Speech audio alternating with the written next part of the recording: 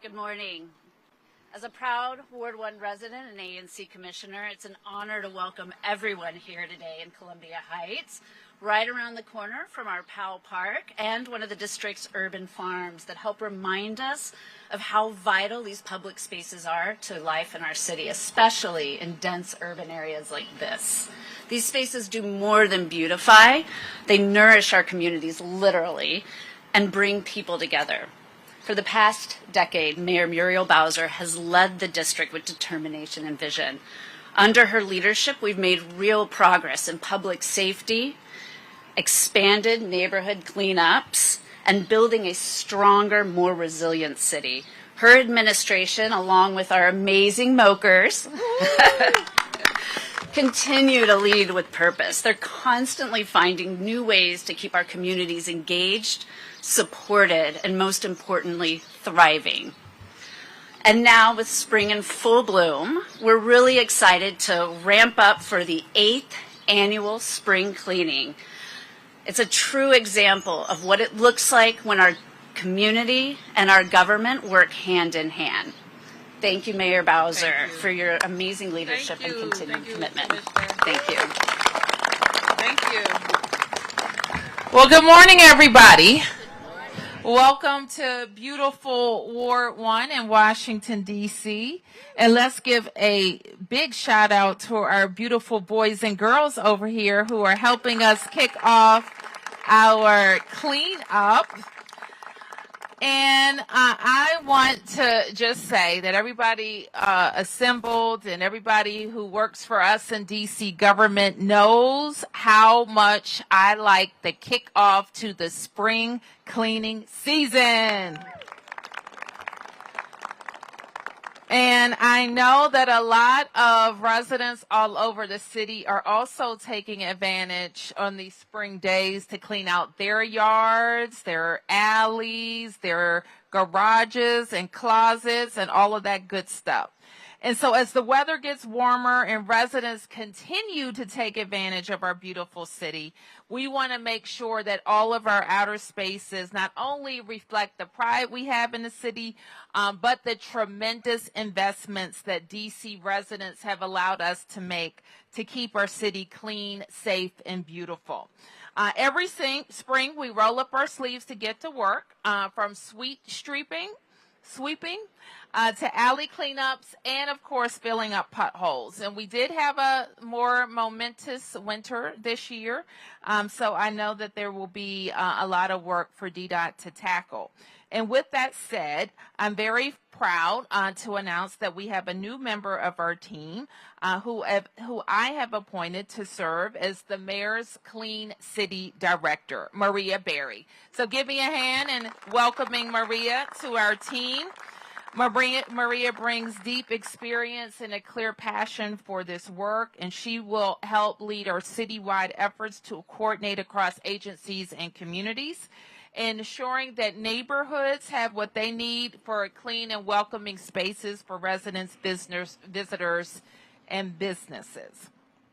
And of course, our cleanup efforts are a multi-agency work, and the Department of General Services, led by Delano Hunter. I don't know if Delano is here. Give our DGS teams a big round of applause. But DGS is not only our real estate section, but in many ways our maintenance section in DC government. And DGS and the team make sure that our world-class parks, recreation centers, aquatic facilities, and public spaces are ready for summer. Who's ready for summer?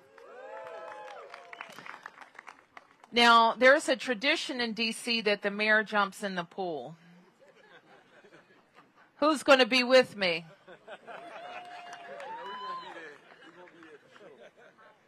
People love it when you jump in the pool, I'm just going to tell you. And I also want to give a big shout out to our DPW team. Let's hear it for the Department of Public Works.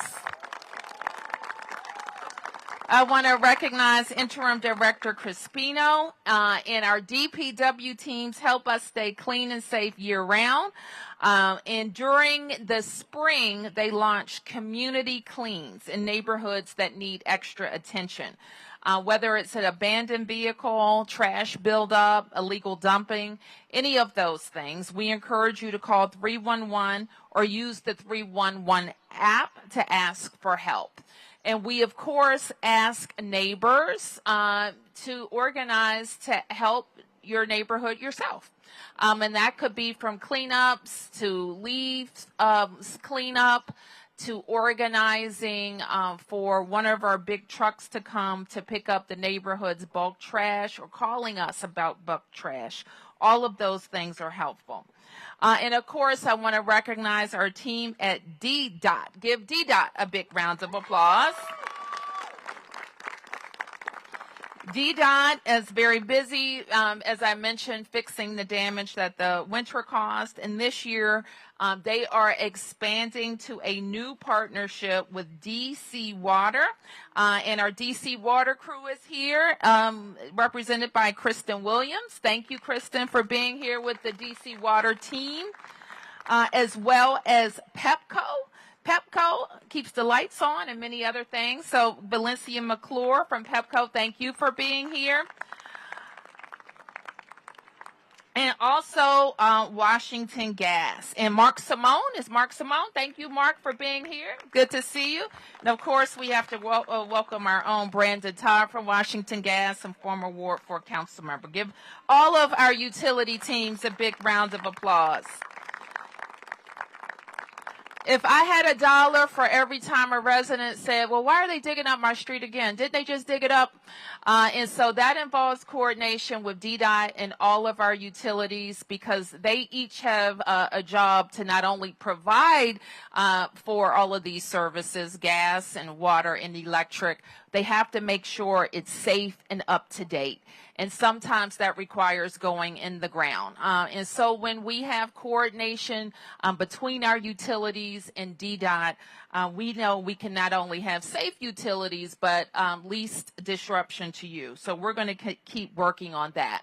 The other thing I wanted to mention, I'm going to go outside my notes a little bit, because while DDOT is doing their post-winter work, we, for the last 10 years, have invested in what we call the state of good repair for our roads, sidewalks, and alleys. And we have this little chart that shows if the road is not in good repair, it's red. If it's in really good repair, it's bright green. And if it's getting there, you know, it's some variation of those shades. There was a lot of red when I first became mayor in 2015. But because of the hard work and steady investment of the district and our DDOT and DPW crews, I'm happy to say that most of the shades of those roadways is green. So we're going to keep it that way. But it does take some green to keep it green. Am I right? So I'm going to try to remember that during budget season, and we're going to remind the members of the council the same thing. So let me thank Director Kirschbaum for being here to represent and with all of the DDOT teams. Thank you, Director Kirschbaum. So this is our city, and we all play a role in keeping it beautiful. And I want to invite everybody to participate in the 8th annual Spring Cleanup Day on April 19th, just ahead of Earth Day. All 8 wards, all neighbors will come together to help keep our communities clean. And we have a lot of celebrations across the city, block parties and gatherings. All are ways for us to come together and also keep an eye on how we're keeping the city clean. So as we kick off our spring cleaning, let's remember that this is a team effort, all of us working together to make sure we have a clean and beautiful DC. So with that, I'm going to turn and also thank Christine Miller, our ANC Commissioner. Where did Christine go? Thank you, Christine, for that introduction. And this is a true story. Sometimes people ask me, how'd you get involved in politics? And I tell them it was about one of the ways I got involved was because of an abandoned vehicle. Part of the reason I'm mayor now is because there was an abandoned vehicle in an alley that I just couldn't take anymore. And I thought maybe I should run for something and work on fixing that. And so we know the job of our ANC commissioners is a voluntary one representing 2,000 neighbors to advise the mayor and the council and all of DC government on how to best serve all of our neighborhoods. So we're very grateful for our ANCs and the role that they play. So with that, I want to ask the representatives from our utility companies to come up and say a few words about working with DC to keep us all moving. I'm going to start with Kristen Williams from DC Water.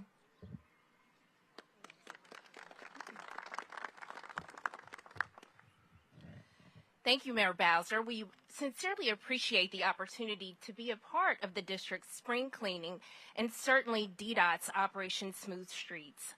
By partnering with DDOT and our neighboring utilities to streamline the process for repaving streets, we will not only be more efficient, but will save significant time and money and limit customer concerns and disruptions. And we know that's most important to the mayor. This type of coordination is critical to the communities we serve. We have about 450 locations currently awaiting street restoration from the unusually cold winter we experienced this year.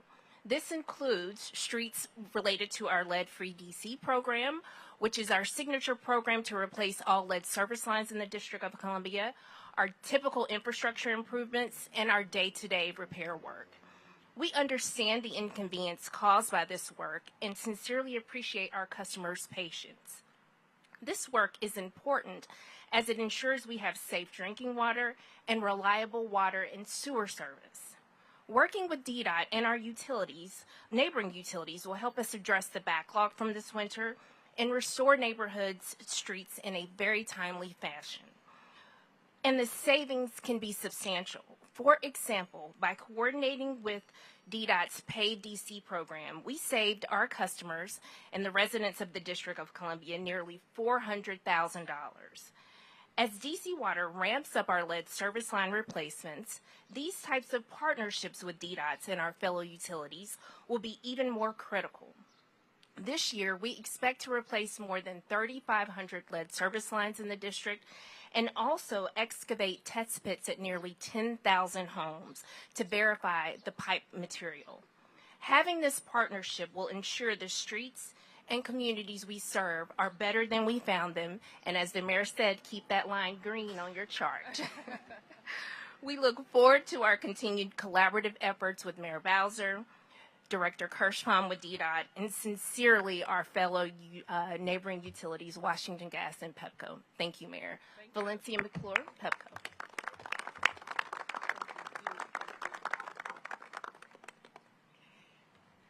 Good morning, everyone.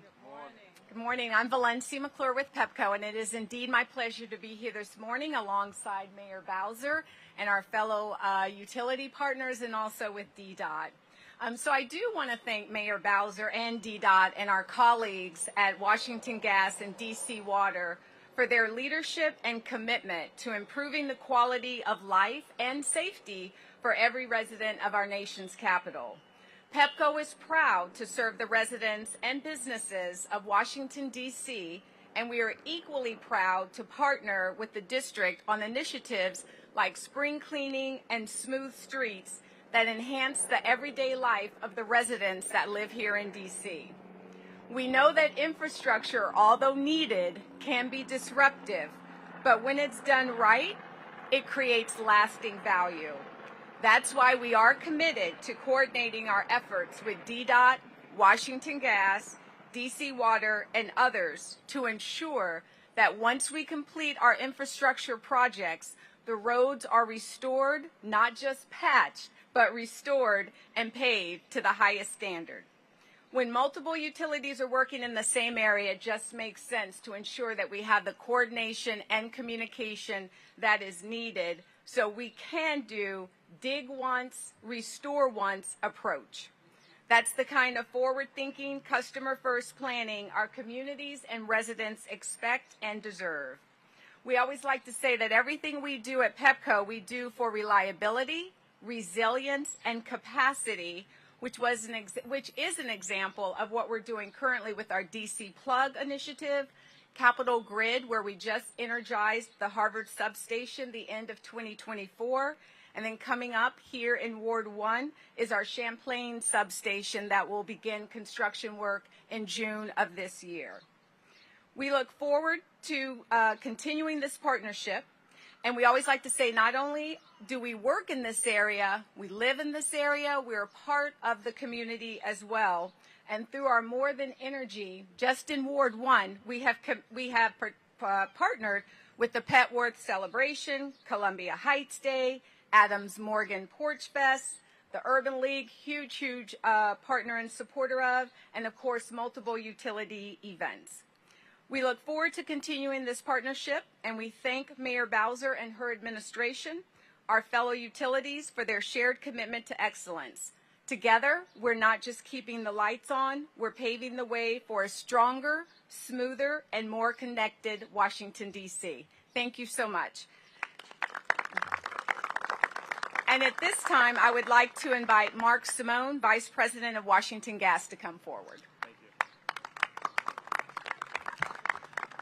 Good morning, everyone. I'm Mark Simone. I'm the Vice President of Construction for WGL Gas. And I want to thank Mayor Bowser and DDOT Director Kirschbaum for putting this event on and inviting WGL to participate. The Smooth Streets program allows us collectively to quickly repair our hard surfaces that were affected by the winter due to construction. Of course, this past winter has been especially brutal with the cold weather, snow, and ice. And WGL really wants residents and visitors to have the safest walkways and roads. On average, WGL paves about 30 lane miles of roadway every year in the district. A lot of this is due to road cuts we'll do to get to our infrastructure below ground. When we come back and repair that, we want to make the area better than it was before, and we often do it beyond our work sites and our work area. And again, the processes that Mayor Bowser and Director Kirschbaum have put together for creating this program really allows us to do this efficiently in partnership with fellow utilities as well as DDOT and the city. I look forward to continuing this partnership and utilizing processes like these that will allow us to get infrastructure efficiently upgraded within the district. And lastly, I'd just like to express what a privilege it is for WGL to serve the residents of DC. We've been here for 176 years, providing energy to the residents, and we're looking forward to the next 176 years. Thank you.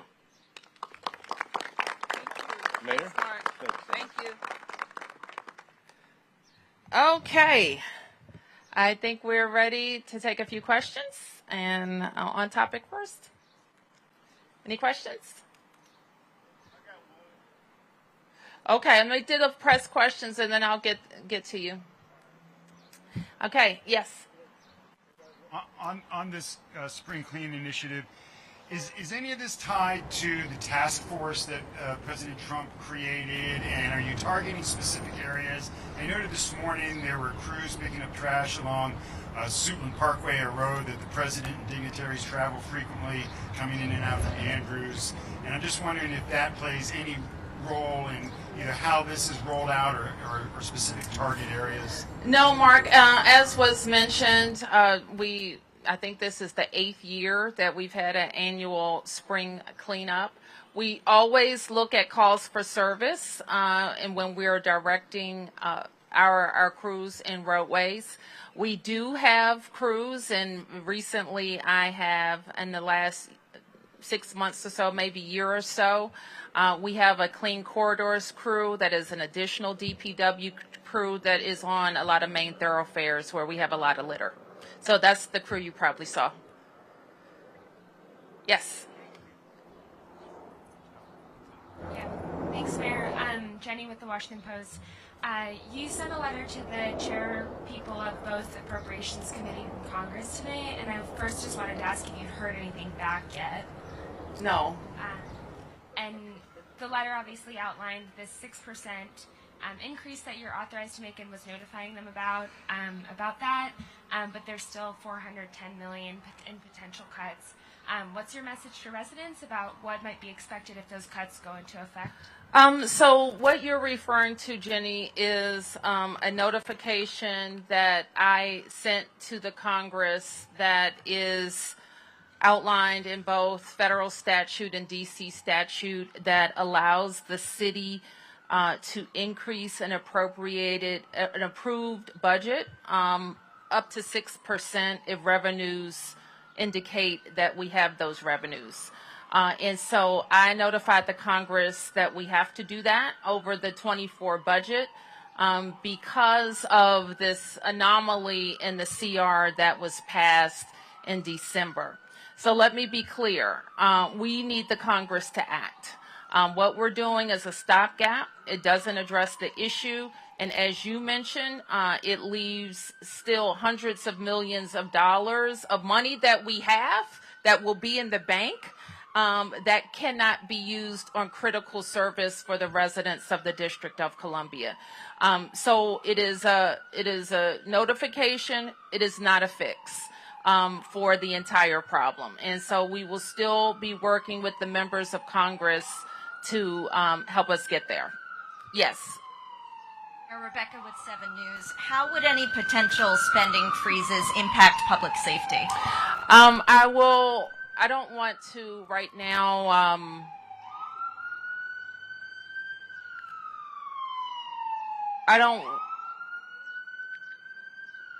when the cuts that we have to make, and we will, let me be clear, have to plan for those immediately, we'll announce them at once.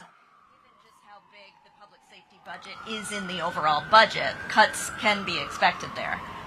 Like I said, I'm going to say it all at once. Now that we're kind of at a point where I have to advance that possibility. And going off of that, why make this move now as opposed to earlier on in the process here? We believe that the fix would happen and that we wouldn't be kind of running around planning for cuts that wouldn't happen. Confident that the fix could still happen, even with this Plan B, if you will? We will continue to work with the Congress. Yes, Mark. Mayor Bowser, you're surrounded by a lot of D.C. government employees right now. On the phone call with reporters this morning, staff said that there would have to be furloughs and rifts. Then we were told there probably wouldn't be layoffs. So can you clarify for D.C. government employees, should they be worried that they may either lose overtime or lose their jobs, either permanently or temporarily because of this? Mark, I think when you talk about cutting $400 million, and in some ways it's hard to call it a cut because the money is available. It's not like we're talking about cutting services because we don't have the money. We do have the money, but we have to have an approved appropriation from the Congress to spend our own money.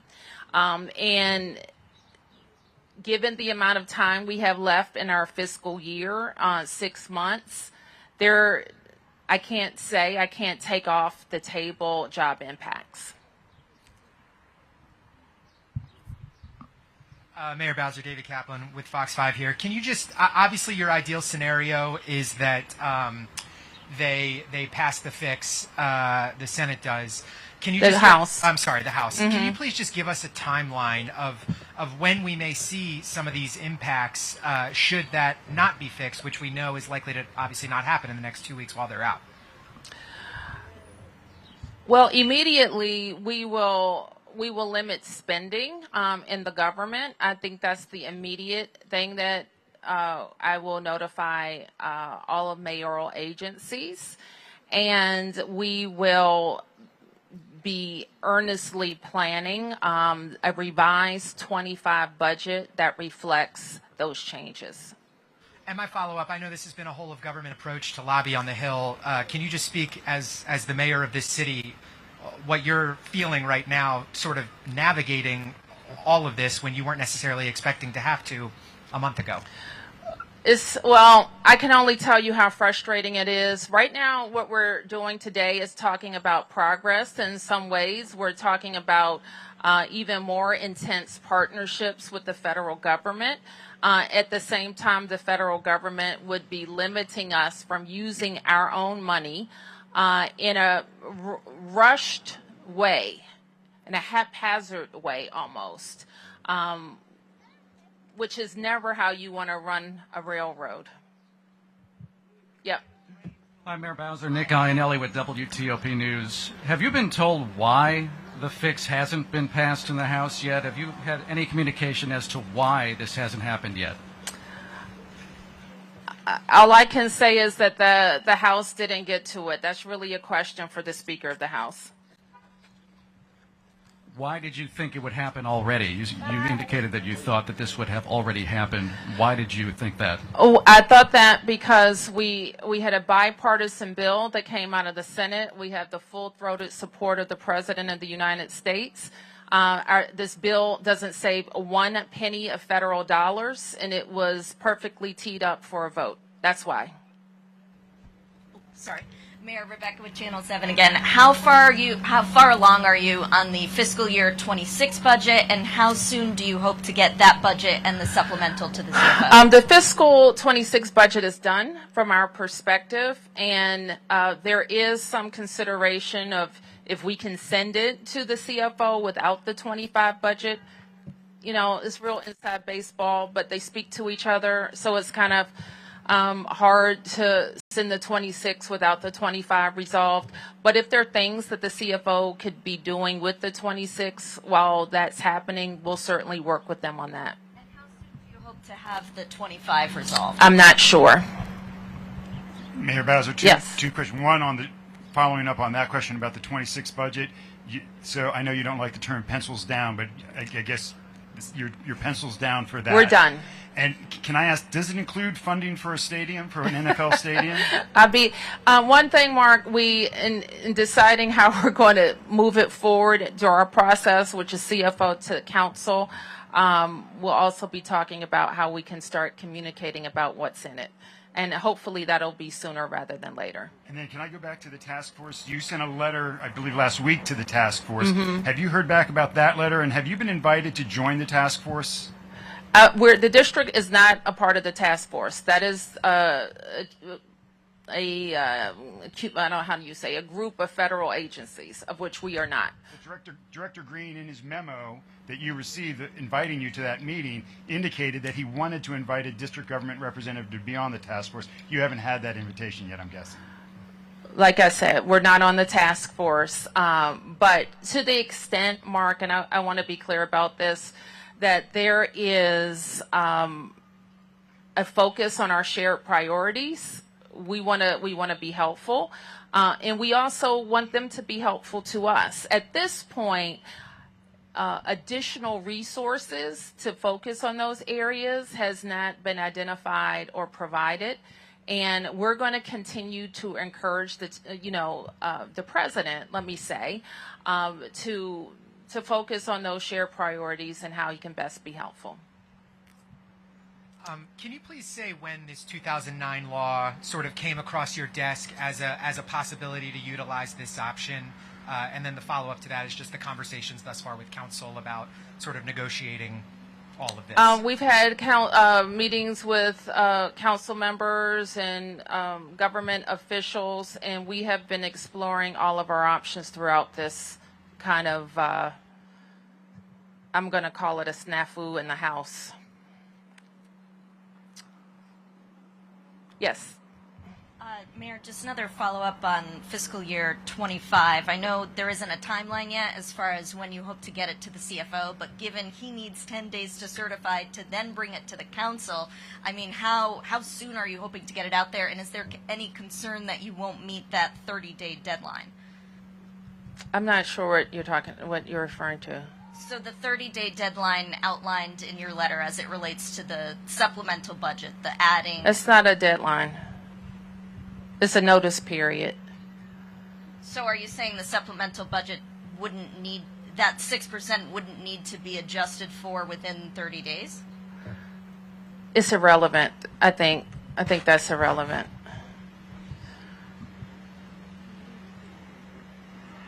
Okay. All right. Any other questions? All right, thank you, everybody.